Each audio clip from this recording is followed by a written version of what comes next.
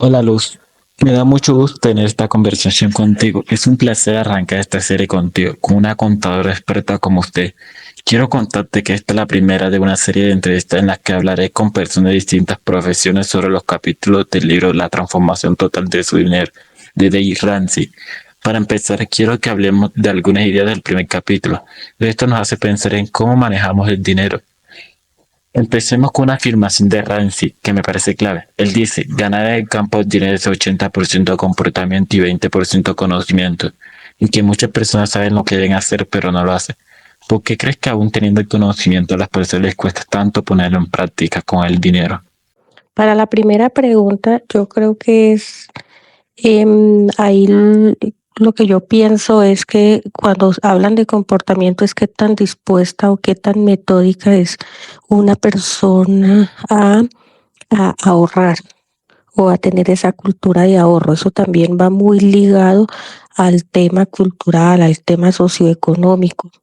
En un país como el nuestro, en donde hoy en día también hay hay pocas oportunidades, pues es un poco, me parece que difícil pensar que el comportamiento, porque quizá hay personas que quisieran tener un poco más de ahorro, pero pues el tema de las oportunidades y qué pasa, que si no hay oportunidades también laborales, pues les queda muy difícil tratar de pensar en un ahorro, porque simplemente el costo de vida adicionalmente es muy alto.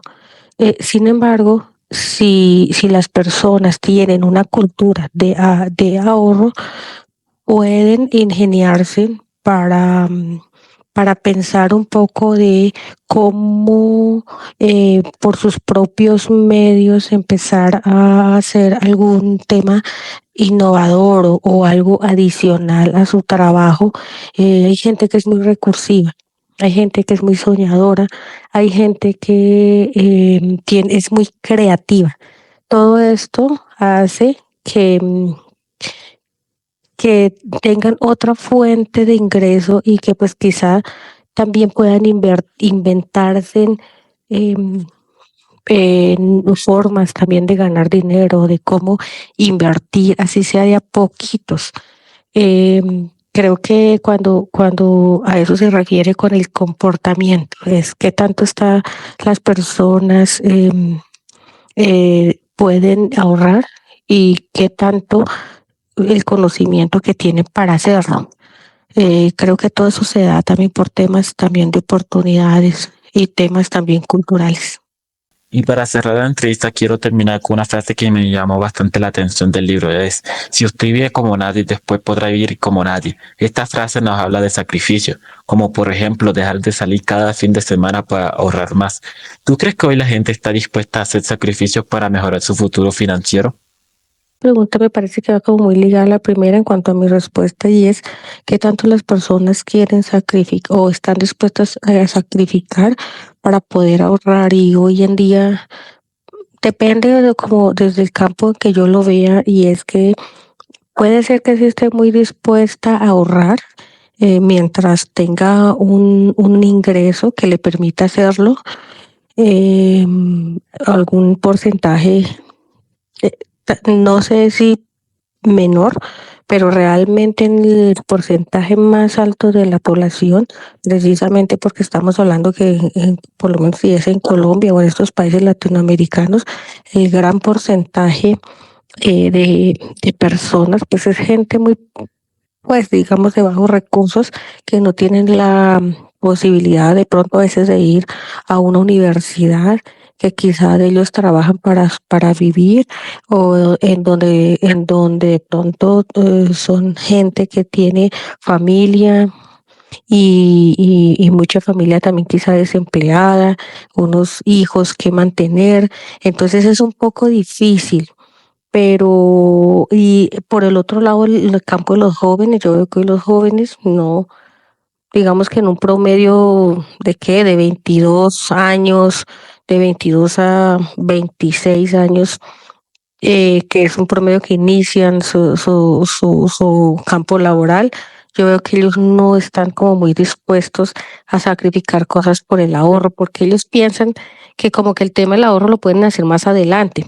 Quizás algunos que estudian y quizás también alternan con trabajo para pagarse sus estudios, pues quizá también es un tema también de oportunidades y no les permite ahorrar mucho, pero si les permitiera ahorrar mucho, yo veo que no hay mucha esa cultura de ahorro hoy en día. Entonces, creo que no, para mi modo de ver, no hay una gran cultura como de ahorro o de sacrificar cosas para poder ahorrar. Entonces, esa es mi respuesta. Como conclusión, quiero decirte que realmente valoro mucho tus perspectivas profesionales sobre estos temas del primer capítulo. Muchas gracias por compartir tu experiencia y conocimientos con nosotros. En nuestro próximo encuentro exploraremos el segundo capítulo del libro y seguiremos aprendiendo sobre cómo transformar nuestra relación con el dinero. Hola Diego Alejandro. Continuando con nuestras conversaciones sobre el libro David Ramsey, me gustaría analizar contigo el segundo capítulo que tiene un título muy interesante, Negación, no estoy tan fuera de forma. El capítulo comienza comparando nuestra salud financiera con nuestra condición física. Asimismo, así como nos engañamos frente al espejo diciendo, no estoy tan gordo, tal vez un poco fofo. Hacemos lo mismo con nuestras finanzas. En tu práctica médica, donde ves pacientes de diferentes niveles socioeconómicos, ¿has notado cómo la gente suele justificar sus problemas financieros con frases como todos no tienen deudas o es normal vivir así? Sí, sí, es verdad. Yo creo que es importante recordar un poco que la gente tiende como a compararse un poco con otras personas. Entonces, si vemos que, ejemplo, que el vecino tiene una deuda, que la vecina de al lado tiene otra deuda, que yo tengo una deuda que a lo mejor no sea tan grande como la que tienen las demás personas, a lo mejor eso le da a la persona cierto nivel de satisfacción. Pero pero realmente no es que les ayude como para la vida. Lo que pasa es que tienden a vivir como comparándose con otras personas, viendo que a lo mejor deben un poco menos. Pero pues eso no es un buen nivel socioeconómico que en el que deberían pensar. Lo ideal sería el no tengo deudas. Ok. Y una afirmación que me impactó es cuando Ray se dice, 90% de la solución de un problema es darse cuenta de que existe.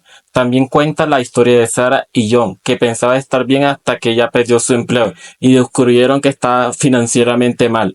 Como médico, probablemente has visto pacientes enfrentar crisis de salud y financiera simultáneamente. ¿Por qué crees que necesitamos a veces un golpe duro de la vida para darnos cuenta de nuestra verdadera situación económica? Bueno, yo creo que se debe mencionar que solemos aprender por experiencia propia.